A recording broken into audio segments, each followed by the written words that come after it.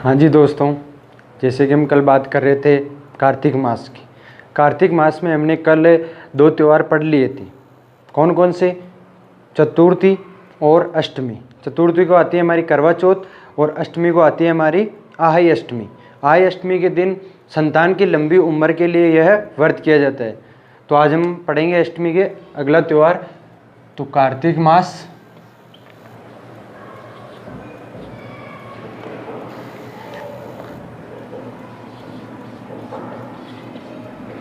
कृष्ण पक्ष,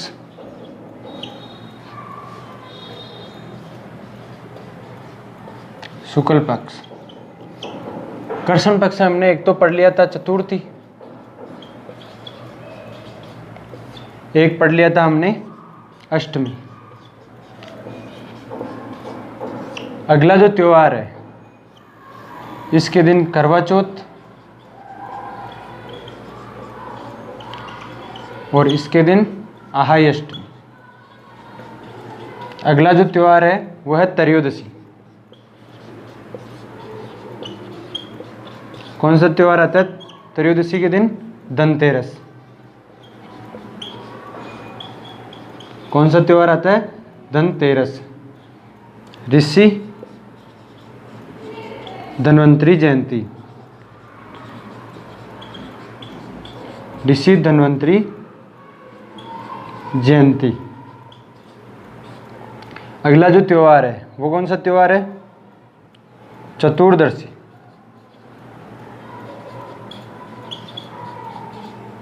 कौन सा त्योहार है? चतुर्दशी। इस दिन आती है रूप चतुर्दशी।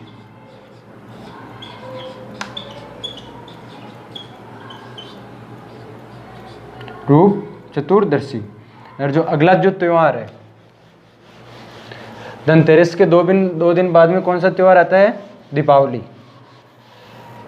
कौन सा त्योहार आता है? दीपावली। अमावस्या।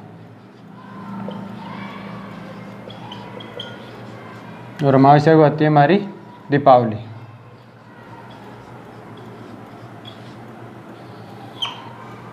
इस दिन भगवान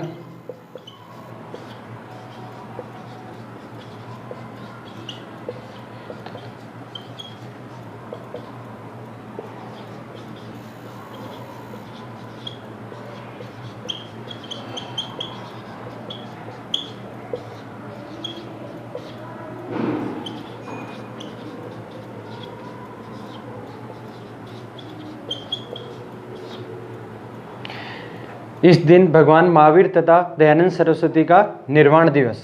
निर्माण नहीं है यहाँ, निर्वाण दिवस होता है। कौन सा दिवस आता है? निर्वाण दिवस, दीपावली के दिन। ये तो ठीक है कि दीपावली कृष्ण पक्ष के अमावस्या में आती है, लेकिन कभी कभी हमारे को ये कन्फ्यूज रहता है कि जो दीपावली होती है वो अमावस्या को आती है या पूर्णिमा को आती है, कृष्ण पक्ष में आती है या शुक्ल पक्ष में आती है। तो इसमें एक ही याद रखने का अच्छा तरीका है कि कृष्ण पक्ष का मतलब अंधेरी रात, और अंधेरी रात में ही हमारे दीपावली के दिन दीप जलाए जाते हैं। मतलब अंधेरी रात को रोशनी प्रदान करने के लिए दीप जलाए जाते हैं। तो इसलिए हमारे को इतना से याद रखना है कृष्ण पक्ष में अमावस्या, तो ऑटोमेटिक आपको याद रह जाएगा कि अमावस्या कृष्ण पक्ष में आती है तो दीपावली भी कृष्ण पक्ष में ही आएगी। और कृष्ण पक्ष में आएगी तो वो किस दिन आएगी? अमावस्या को।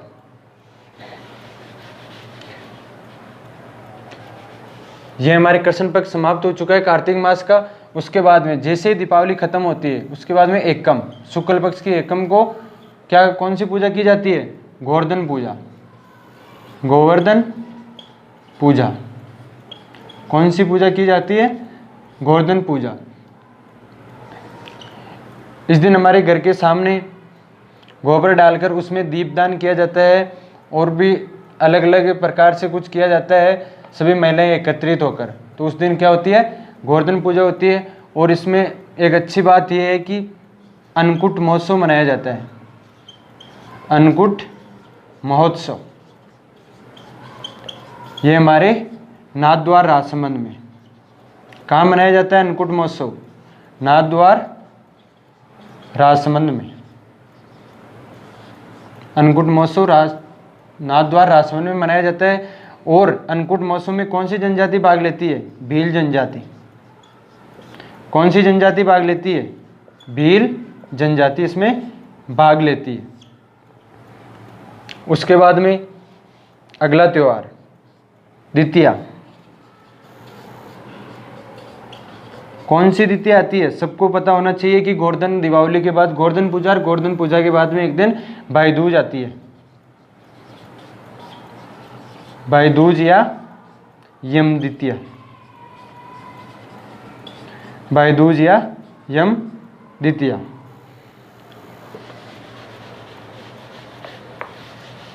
अगला त्योहार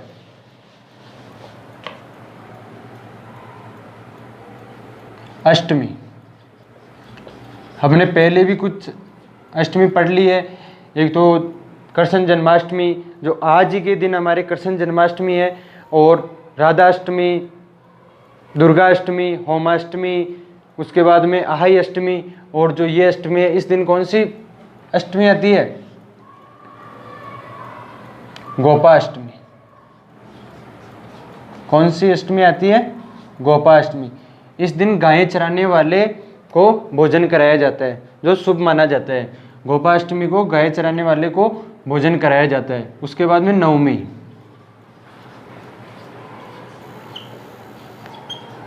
आंवला या अक्षय नवमी। आंवला या अक्षय नवमी मनाई जाती है। शुक्ल पक्ष के नवमी को आंवला नवमी या अक्षय नवमी मनाई जाती है। उसके बाद में एकादशी। एकादशी को हम वैसे बोले गांवों में तो ग्यारस भी बोला जाता है। कौन सी एकादशी है? देव उठनी एकादशी या प्रबोधनी एकादशी या तुलसी एकादशी। इसको अलग अलग नामों से जाना जाता है।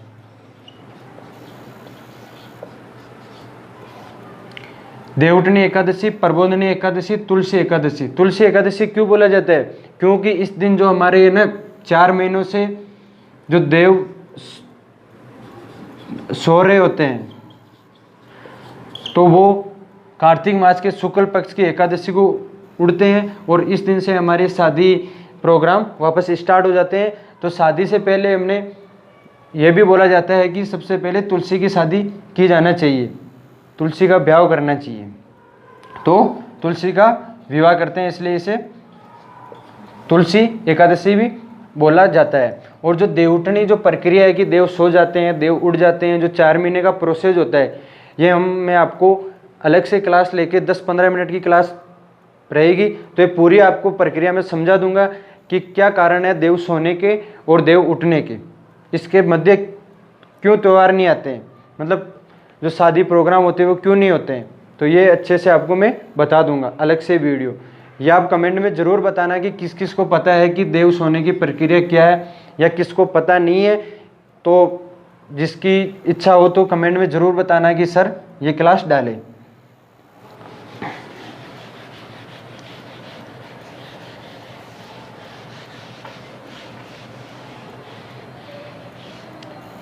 जो अगला त्यौहार है वो हमारी पूर्णिमा। और इस पूर्णिमा को क्या बोला जाता है? सत्यनारायण पूर्णिमा। कौन सी पूर्णिमा बोले जाते हैं? सत्यनारायण पूर्णिमा। ये इंपॉर्टेंट है। क्यों इंपॉर्टेंट है? क्योंकि इस दिन जो हमारे 4 मेले लगते हैं। कितने मेले? 4, और चारों इंपॉर्टेंट मेले। पहला मेला पुष्कर। पुष्कर मेला कहाँ पड़ता है? पुष्कर मेला अजमेर। कहाँ लगता है पुष्कर मेला? अजमेर में। दूसरा मेला कोलायत।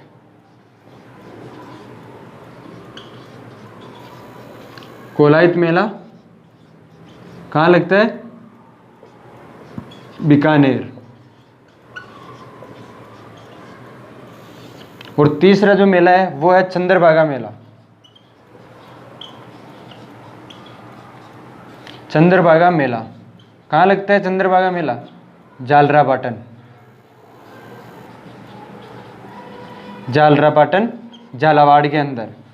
और जो चौथा मेला है 4 नंबर का जो मेला पड़ता है वो है हमारे रामेश्वरम मेला, और ये पड़ता है हमारी सवाई माधोपुर। इस प्रकार हमारी कार्तिक मास कंप्लीट हो चुका है। अब हम बात करेंगे जो पुष्कर मेला है, कोलायत मेला है, चंद्रभागा मेला है, रामेश्वर मेला है, ये किस कारण बढ़ते हैं, क्यों बढ़ते हैं, इनके अन्य नाम क्या है, कौन सा मंदिर है, इनकी हम सब के बारे में चर्चा करते हैं। तो आप अलग से पेज में हेडिंग डाल ले पुष्कर।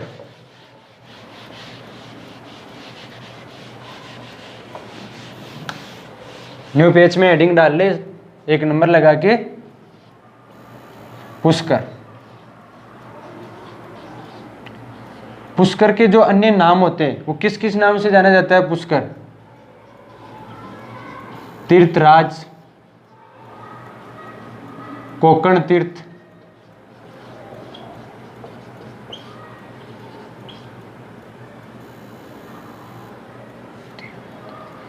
तीर्थों का मामा,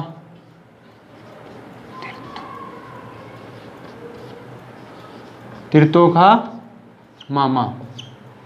उसके बाद में जो मंदिर है पुष्कर में, किस किस के मंदिर है?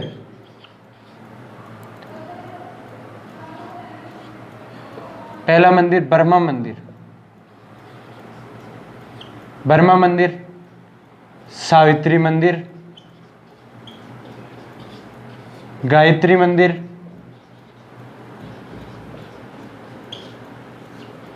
और जो चौथा मेला है वो है रंगनाथ मंदिर। रंगनाथ, सॉरी, चौथा जो मंदिर है वो है रंगनाथ मंदिर।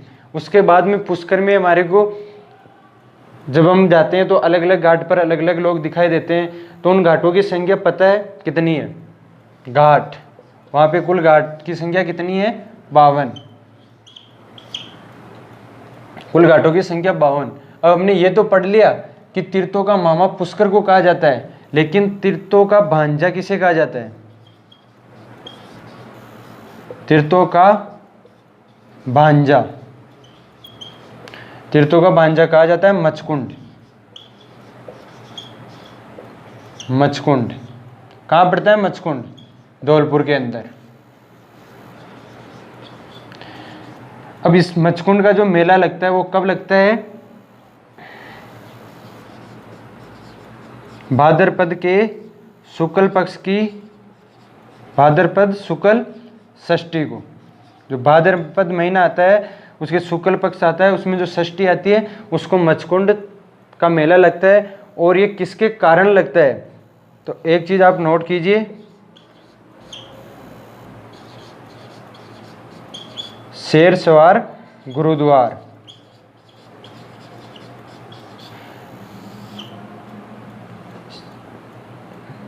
शेरसवार गुरुद्वार, गुरु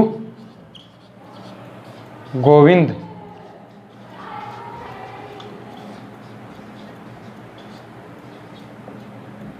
गुरु गोविंद सिंह के सम्मान में यह मेला लगता है। कौन सा मेला? मचकुंड मेला। किसके नाम? शेरसवार गुरुद्वार, गुरु गोविंद सिंह के सम्मान में मचकुंड मेला लगता है।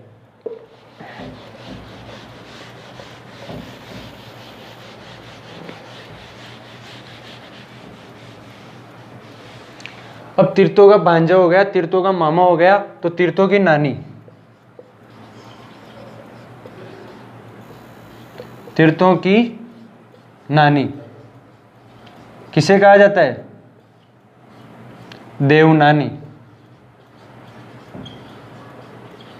देवनानी कहाँ पड़ता है? सांबर। और सांबर कौन सी जिले में आते हैं? नागौर मत कर देना, सांबर नागौर। सांबर हमारे जयपुर में पड़ता है, जयपुर,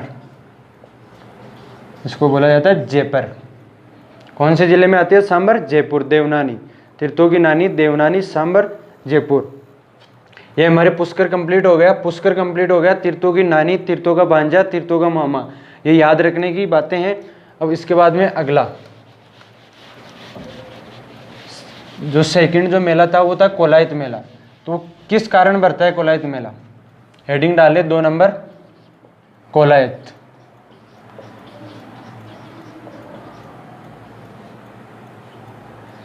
कपिल मुनि का आश्रम था ये, कपिल मुनि का आश्रम, कपिल मुनि का आश्रम था। कपिल मुनि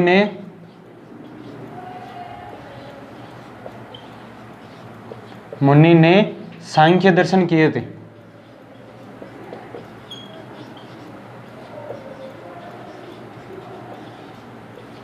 सांख्य दर्शन किए थे।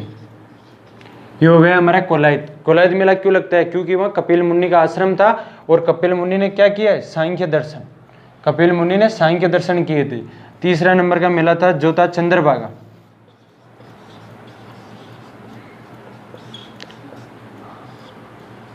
चंद्रभागा को जो मेला लगता है इसे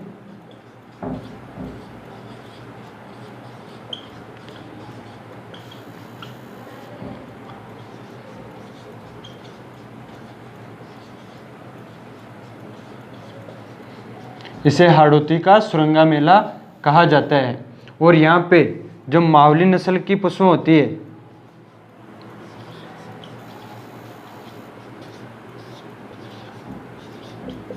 मावली नस्ल की जो पशुएं होती है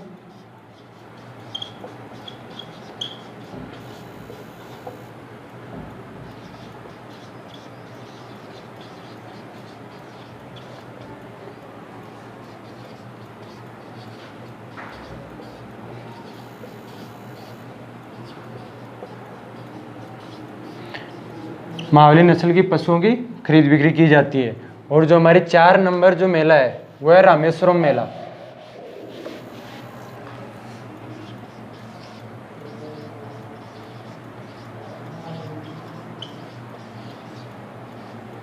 कौन सा मेला है? रामेश्वरम मेला। क्यों पड़ता है? क्योंकि यहाँ पे चंबल, बनास व सीप नदी का संगम होता है। संगम होता है। क्यों बढ़ता है रामेश्वरम मेला? क्योंकि यहाँ 3 नदियों का संगम होता है। कौन कौन सी नदी? चंबल, बनास और सीप।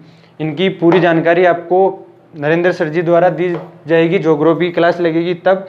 ये एक जल वाला पोर्शन है जिसमें नदियाँ, परियोजना, झीलें, बांध, कुएं, बावड़ियाँ सब कुछ पढ़ाया जाएगा। तो ये कहाँ से निकलती है, कहाँ इसका उद्गम होता है, ये सब कुछ नरेंद्र सर द्वारा पढ़ाया जाएगा। अभी तो आप इतना याद रखना कि रामेश्वर मेला क्यों लगता है। चंबल, बनास और सीप नदी का जो संगम होता है वो रामेश्वरम सवाई माधोपुर में होता है। ओके दोस्तों, थैंक यू। आज के लिए इतना ही काफ़ी है। कार्तिक मास हमारा कंप्लीट हुआ और इसमें जो 4 मेले हैं वो बहुत इंपॉर्टेंट है। उनको क्या कहते हैं, क्यों बढ़ता है, इसका दूसरा नाम क्या है, तीर्थों का मामा, तीर्थों की नानी, तीर्थों का भांजा, आपको सब अच्छे से याद कर लेना है। अब हम अगले कक्षा में फिर से मिलेंगे। नेक्स्ट क्लास में अगले महीने की चर्चा करेंगे। ओके दोस्तों।